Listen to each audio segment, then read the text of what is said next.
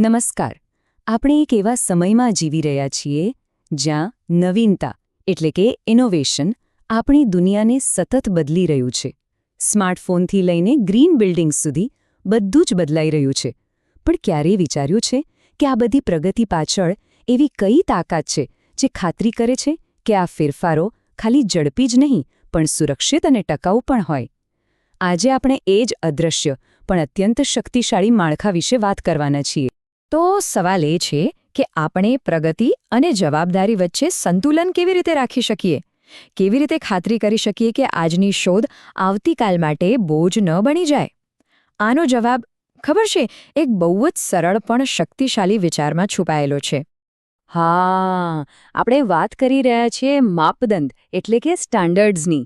એને છે ને એકદમ સહિયારી રેસીપીની જેમ સમજો. જેમ એક સારી રેસીપી એ સુનિશ્ચિત કરે છે કે વાનગી દર વખતે સ્વાદિષ્ટ બને, બસ એ જ રીતે માપદંડો ઉદ્યોગોને ગુણવત્તા, સલામતી અને સુસંગતતા જાળવવામાં મદદ કરે છે. અને ભારતમાં આ બહુ જ અગત્યનું કામ કોણ સંભાળે છે? એ છે ભારતીય માપદંડ બ્યુરો એટલે કે BIS. ચાલો તો શરૂઆત કરીએ આપણા સૌથી મોટા પડકારોમાંથી એક સાથે.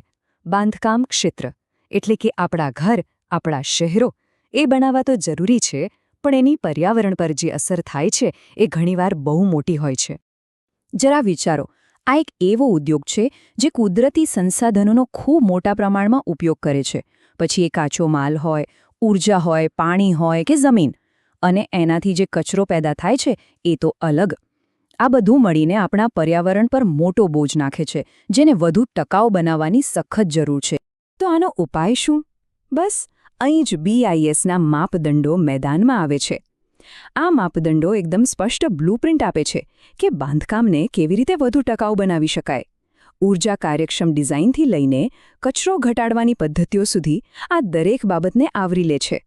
આ વાત ખાલી ઇમારતોની નથી, પણ એક એવા ભવિષ્યના નિર્માણની છે જ્યાં વિકાસ અને પર્યાવરણ એકબીજાના પૂરક બની શકે. સારું, બાંધકામ પછી હવે વાત કરીએ આપણા બીજા મોટા પડકારની, અને એ છે ઊર્જા. આપણા ઉદ્યોગોથી લઈને આપણા ઘરો સુધી આપણી દુનિયાને શક્તિની જરૂર છે. પણ આ શક્તિ સ્વચ્છ, વિશ્વસનીય અને કાર્યક્ષમ હોવી જોઈએ, ખરું ને? ટકાઉપણા માટે ઊર્જાની કાર્યક્ષમતા વધારવી ખૂબ જ જરૂરી છે. અને ભારત માટે તો આ એક મુખ્ય લક્ષ્ય રહ્યું છે. અને અહીં પણ માપદંડોની ભૂમિકા નિર્ણાયક બની જાય છે. એ સુનિશ્ચિત કરે છે કે ઓછામાં ઓછા સંસાધનો વાપરીને વધુમાં વધુ કામ કેવી રીતે કરી શકાય, પછી ભલે તે વધુ કાર્યક્ષમ ઉપકરણ હોય કે સ્માર્ટ પાવર ગ્રીડ. અને જુઓ, આ ખાલી વાતો નથી, આનું વ્યવહારુ ઉદાહરણ પણ છે. જેમ કે સૌર પેનલ્સ માટેના માપદંડ એને વધુ ભરોસાપાત્ર બનાવે છે. પવનચક્કીઓ માટેના ધોરણો એની સલામતીની ખાતરી આપે છે. અને LED લાઇટિંગ, એના માપદંડ એની કાર્યક્ષમતાની ગેરંટી આપે છે. અને સૌથી રસપ્રદ ઉદાહરણ છે મિટીકૂલ રેફ્રિજરેટરનું, જે વીજળી વગર કામ કરે છે. આ બતાવે છે કે માપદંડો કેવી રીતે સ્થાનિક અને પાયાની નવીનતાઓને પણ સપોર્ટ કરે છે. ઓકે, તો આપણે બાંધકામ અને ઊર્જાની વાત કરી. હવે એવા સંસાધનો પર ધ્યાન આપીએ જે જીવન માટે એકદમ પાયાના છે. પાણી, ખોરાક અને બીજી જરૂરી સામગ્રીઓ. આ બધી વસ્તુઓ એકબીજા સાથે જોડાયેલી છે અને એમનું સાવચેતીપૂર્વક સંચાલન કરવું ખૂબ જ જરૂરી છે. તો સવાલ એ છે કે BIS આટલા મોટા પડકારને કેવી રીતે હેન્ડલ કરે છે? વેલ, એનો અભિગમ બહુઆયામી છે, જેમાં પાણીની સુરક્ષા, ખેતીમાં નવીનતા અને કેમિકલ્સનો સુરક્ષિત ઉપયોગ આ બધું સામેલ છે. ચાલો ફટાફટ આ ત્રણેય પર એક નજર નાખીએ. પાણી. એના વગર તો જીવન શક્ય જ નથી, ખરું ને? BISના માપદંડો એ સુનિશ્ચિત કરે છે કે પાણી પહોંચાડવાની જે સિસ્ટમ છે એ કાર્યક્ષમ અને ન્યાયપૂર્ણ હોય. એટલે કે પાઇપની ગુણવત્તાથી માંડીને વિતરણ વ્યવસ્થા સુધીના નિયમો નક્કી કરે છે, જેથી આ અમૂલ્ય સંસાધન બગડે નહીં અને દરેક સુધી સુરક્ષિત રીતે પહોંચે. જેમ જેમ ખેતી કરવાની રીતો બદલાય છે, તેમ તેમ માપદંડો પણ અપડેટ થતા રહે છે. દાખલા તરીકે, હવે ખેતીમાં ડ્રોનનો ઉપયોગ વધી રહ્યો છે, તો એના માટેના માપદંડો, અથવા તો બાયોફર્ટિલાઇઝર અને ઓર્ગેનિક ફાર્મિંગ જેવી નવી પદ્ધતિઓ માટેના નિયમો. આ બધું એ સુનિશ્ચિત કરે છે કે નવી ટેકનોલોજી ખેડૂતો અને ગ્રાહકો બંને માટે ફાયદાકારક અને સુરક્ષિત રહે. રસાયણો એટલે કે કેમિકલ્સ આપણી જિંદગીનો એક ભાગ છે. પછી એ ઉદ્યોગોમાં હોય કે આપણા ઘરમાં. પણ એનો સુરક્ષિત રીતે ઉપયોગ કરવો બહુ જ જરૂરી છે. તો BIS દ્વારા જે માપદંડો બનાવવામાં આવ્યા છે એ ખાતરી કરવામાં મદદ કરે છે કે આ કેમિકલ્સ આપણા સ્વાસ્થ્ય કે પર્યાવરણને નુકસાન ન પહોંચાડે. સારું, અત્યાર સુધી આપણે જે વાત કરી એ વર્તમાનના પડકારો હતા, પણ હવે ચાલો ભવિષ્યની વાત કરીએ.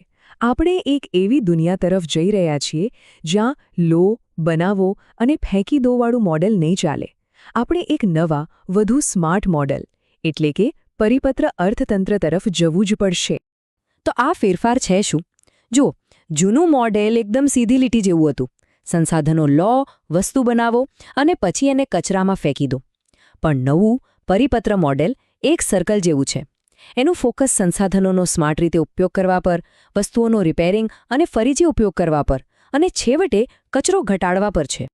અને આ મોટા પરિવર્તનને હકીકતમાં બદલવા માટે માપદંડો બહુ જ મોટી ભૂમિકા ભજવે છે.